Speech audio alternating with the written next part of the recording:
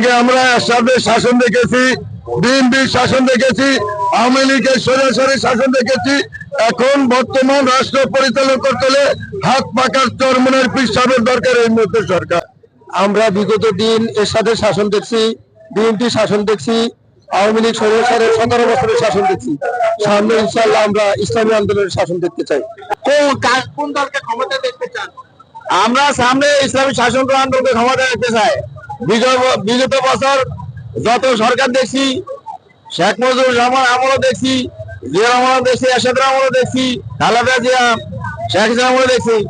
এগুলো সঠিক মতের রূপ না, এগুলা সঠিক নির্বাচনও না, আর এগুলা দল ভালো না।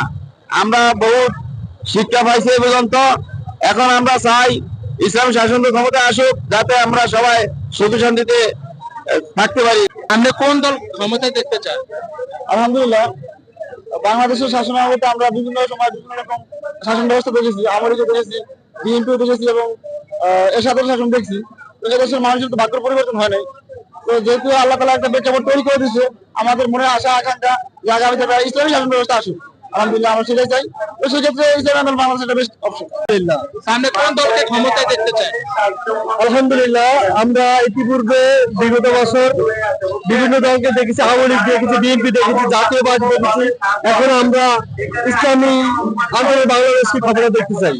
ইসলামী বাংলাদেশ ক্ষমতা আসলে দেশ এবং দেশের মানুষ, দেশের মাতৃ সাম্য মানবিক মরণ ও সামাজিক ন্যায় বিচার প্রতিষ্ঠা হবে, ইনসাফ ভিত্তিক রাষ্ট্র হবে।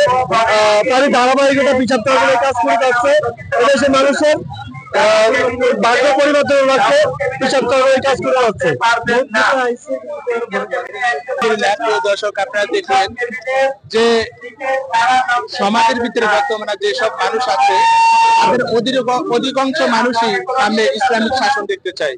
আপনারা কোন শাসন দেখতে চান তা কমেন্টে জানিয়ে আমাদের এই ভিডিওটি শেয়ার করে দিবেন, অপর ভাইকে দেখার সুযোগ করে দিবেন। আসসালামু আলাইকুম।